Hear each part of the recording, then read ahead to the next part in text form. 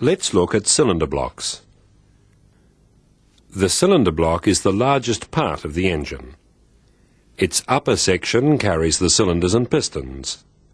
Normally, the lower section forms the crankcase and supports the crankshaft.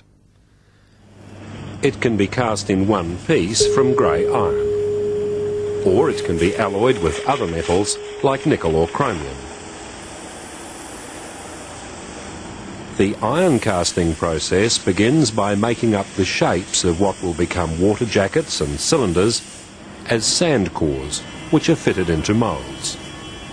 This stops these parts becoming solid iron. Molten iron is poured into sand moulds that are formed by patterns in the shape of the block. After casting, core sand is removed through holes in the sides and ends, leaving spaces for the cooling and lubricant passages. These holes are sealed with core or Welsh plugs. The casting is then machined. Cylinders are bored and finished, surfaces smoothed, holes drilled and threads cut. All cylinder blocks are made with ribs, webs and fillets to provide rigidity, but also to keep weight to a minimum.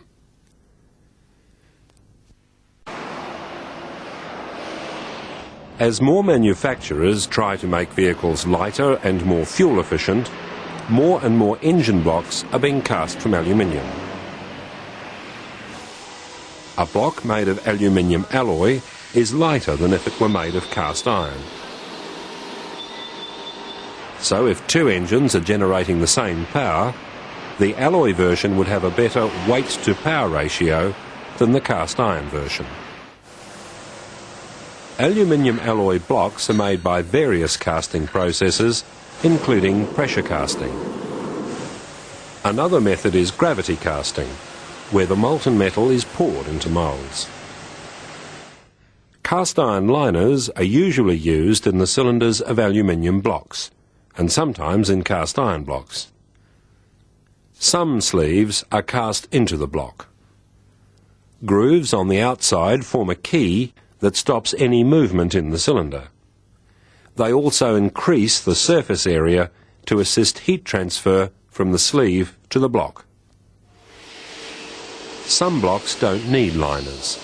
They can be made of wear-resistant material that makes a hard-wearing surface for the pistons and piston rings. Or the cylinder bore may have some sort of surface treatment to make it hard-wearing.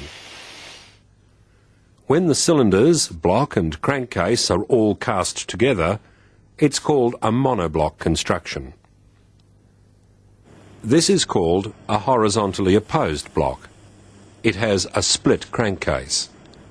The two engine blocks are joined together by the flanges of the crankcase. In air-cooled engines, the cylinders are usually made as separate parts, then bolted to the same crankcase. Each cylinder has cooling fins. They're often machined to give uniform thickness and allow free flow of air.